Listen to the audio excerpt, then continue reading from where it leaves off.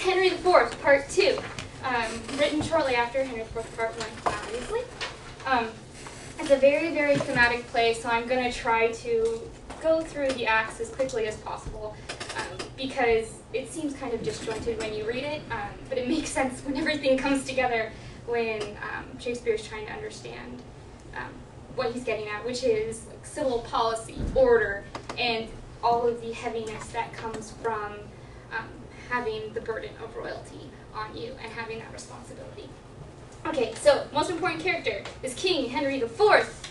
He represents to us the whole burden of state, the golden care, the crown itself. The first blank is worried. He is an old man and he doesn't know what's going to happen to the kingdom.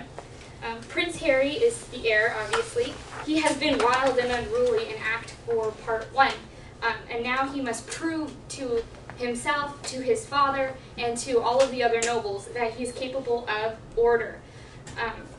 Prince John is his younger brother. He is cool and crafty. He overcomes the rebels by ingenuity rather than strength.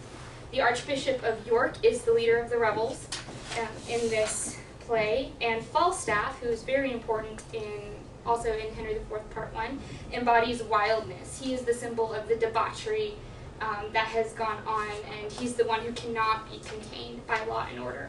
The Lord Chief Justice is the foil for Falstaff, representing order and law. At one point he actually put Prince Harry into prison because he was trying to make sure that the prince stayed within the bounds of his father's rules.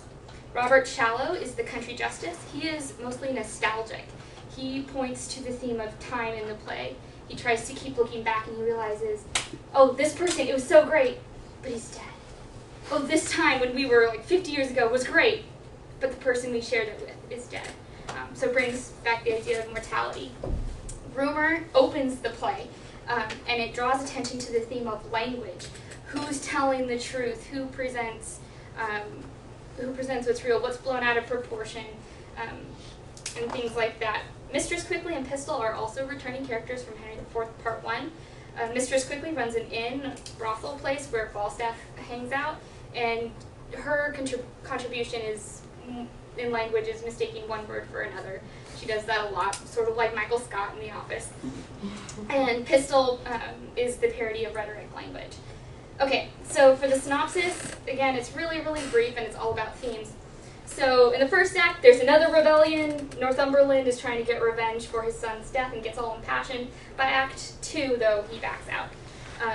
In Act 2, Harry comes on and he says, I am exceedingly weary. He's tired, he's been fighting, and all he wants to do is have a nice beer, but he can't because he has to prove himself.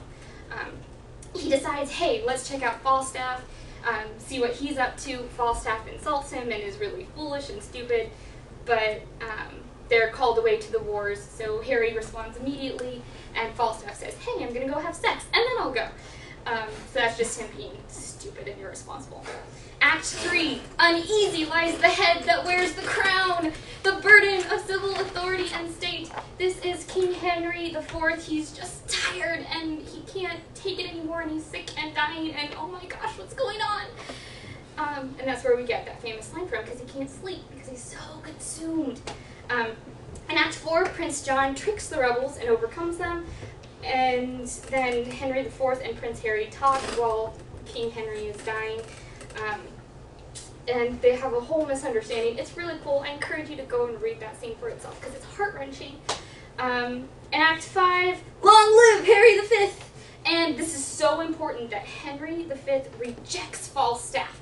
He aligns himself verbally with the Lord Chief Justice, and then he physically goes away from him. And throws Falstaff and all of their people into prison. Let's get down to the theme and the elements, just to make sure you have those. Again, civil rule and order is the top one, wildness is the second, and on the opposite side is the burden of state. I hope that thing's getting heavy on you and your neck is aching, because that is the point. Again, language, the passage of time, diseases, and mortality. This is exhausting, and it's tiring, and I hope you guys actually go read it for the themes. There you go. 7 seconds. Good job.